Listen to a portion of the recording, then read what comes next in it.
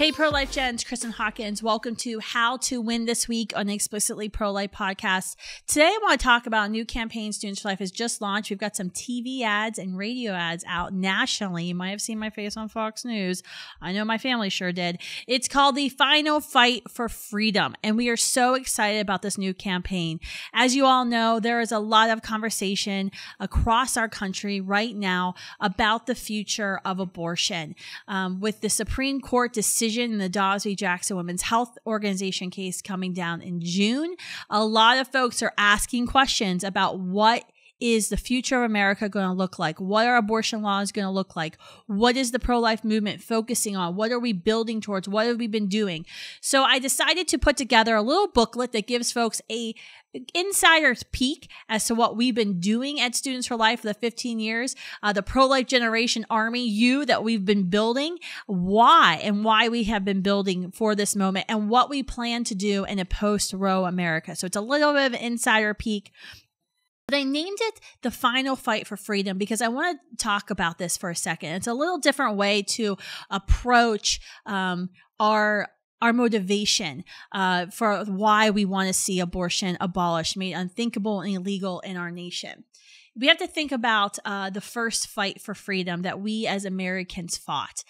We fought a revolutionary war because there was an empire that told us that we did not have the right to self-govern, to determine our fate.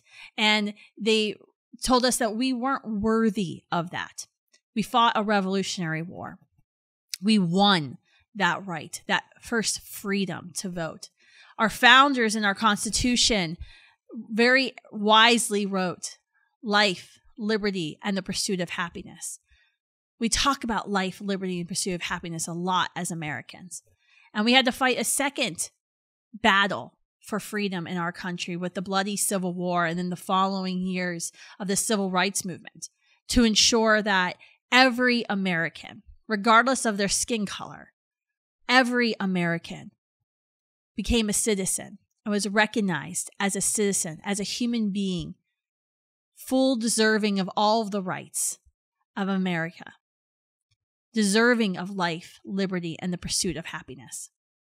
But then in 1973, 7 men on the Supreme Court said, well, back it up. That's only for certain Americans, Americans who have been born.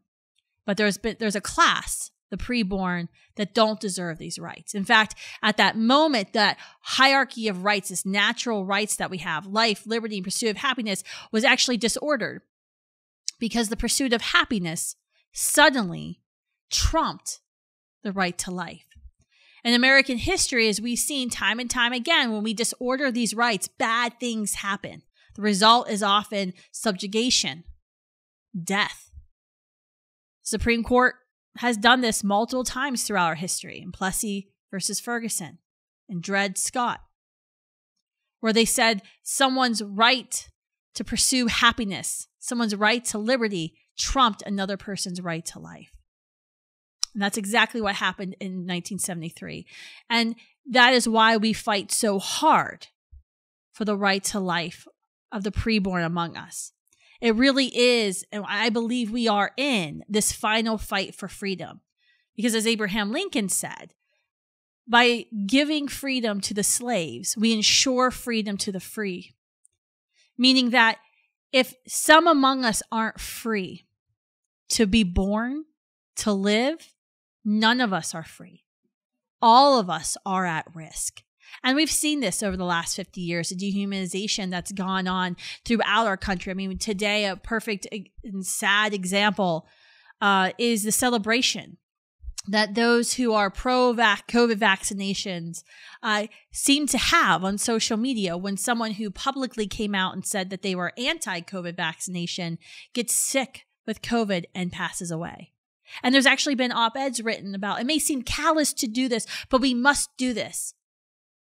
Literally championing the dehumanization of a fellow person, of our neighbor, of our brothers and sisters.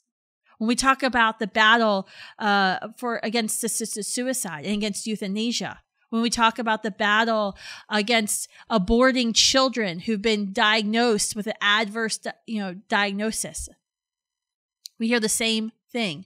these people aren't worthy of life because it's a fundamental disordering of human rights. And if their lives are at risk, your lives are at risk. And so that's why we named this campaign The Final Fight for Freedom. I hope you will go to studentsforlife.org/fight and download our free battle plan.